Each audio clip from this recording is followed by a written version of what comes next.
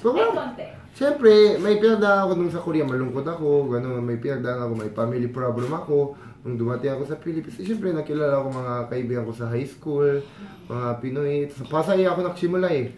Yung mga kaibigan ko sa Pasay. Tapos may opportunity ako, lumipat ako sa international school. Tapos nag-aral ako. Tapos natutuwa, ang dami ko kaibigan kaya nanalo ako, di ba? Yung council president. Tapos nag-speech ako. May lumapit sa akin, baka bagay ka sa PBB, nakakatawa ka magsalita. Eh, pumasok ako PBB, meron na ako kaibigan mga sila, tsaka natutunan na ako. Eh, pagkatapos ng PBB, may chance na ako hurado sa Showtime. Tapos natutunan na ako Tagalog, doon sila Ate Karil, Vice, sila Ate Nikki, lahat. Turo sa akin, yung mga hurado, Colleen, yung mga katabi ko hurado. Turo sa akin, ako sa Banana Split, pumasok din ako Banana Split. Tinutuloy nila ako kahit paano, acting. Kahit pangit ng acting ko, at least may comedy, may natutunan ako sa comedy. Tsaka meron ako sa sariling show ko, sa television show sa State Studio 23 hanggang na yun. Sobrang, ibig sabihin, simula ako pagkatapos ng PBB, simula ako Showtime, Bands PF. Hanggang na yun, nandiyan pa rin yung show ko tatlo. Kaya, sobrang, ano ba tanong mo? Nakakita sa'yo ng Philippines. Kaya, hanggang dumadami ako ng kaibigan. Sobrang mabait kaya, di ba? Alam na mga Pinoy. Kasi sa ibang bansa, pumunta ka, ay ba ibang bansa? Pinoy, pansin talaga. Oy, pre! Kaibigan ko ba siya? Oh, pre, kain ka. Oy, siya, ako bahala. Sabihin mo, ano, inom ka, ako bahala. Kilala, tingnan ko kay Jason ganyan. Friend mo siya? Hindi, first time. Ganun ba? Ganun pala mga Pinoy. Sa mga ibang bansa. Pre, akala ko best friend ni Jason kayo. Hindi pa siya kilala.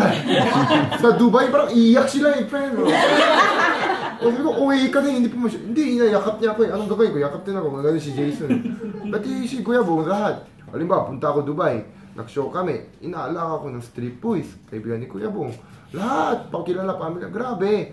Iba talaga. Kaya, lalo na, mas tsaka, iba yung aura ko, iba yung mukha ko, iba yung puso ko na yun. Mas maluwag, mas kasi sa mga, di ba, culture natin, tsaka ang dami ako natutunan din.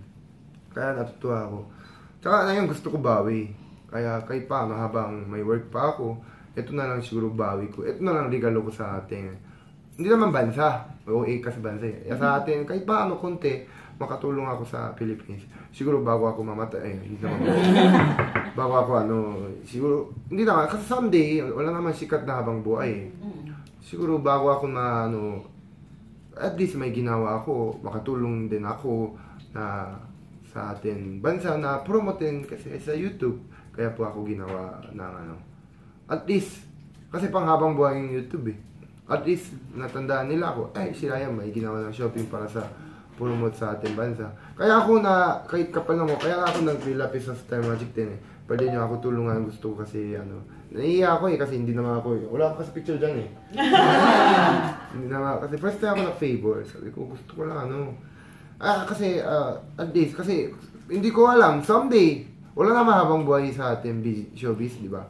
Kaya alam ko din, someday, bago ako makwala ng work, sana hindi mangyari, bago ako maklaos, at least may ginawa ako na kahit bash sa akin, okay lang. Basta panoorin nyo. At least, effort ko yun for the love ko sa ating bansa. Kaya madami pa ako gawin. Sana, supportahan nyo.